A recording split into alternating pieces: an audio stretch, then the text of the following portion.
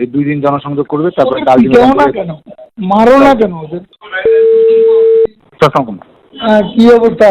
Sir, এই যে আমাদের সমাবেশ মাত্র শেষ করলাম, আর ওদের প্রোগ্রাম চলতেছে, 3000-এর মতো স্টুডেন্ট আছে।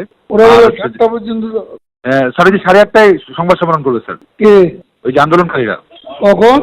8:30টায় সংবাদ সম্মেলন করবে। 8:30টায় সংবাদ সম্মেলন করে পরবর্তী কর্মসূচি মনে ঘোষণা করবে। এই 2 দিন জনসংযোগ করবে, তারপরে কাল পিটাও না কেন, মারো না কেন ওদের? এই যে আমাদের জড়ো হতে দাও কেন? এই যে নিষেধ করবো। আজকে থেকে হালকা হয়ে যাবো। জি স্যার। কই হালকা হলো? জি স্যার, জমায়েত আজকে ভালো বেশি ছিল স্যার। তোকে লাভ। তাহলে কি বললে তোমরা, বাস্তবে কি হচ্ছে? জমায়েত মানে কিনা জমায়েত আর বিএনপি যোগ হয়েছে? আজকে স্যার আসছে স্যার, এই ছাত্র দলের নেতৃবৃন্দ আসছে তো, যে কারণে জমায়েতটা ওই মানে ওইভাবে ইয়ে করছে। এটা কিছু করার নাই।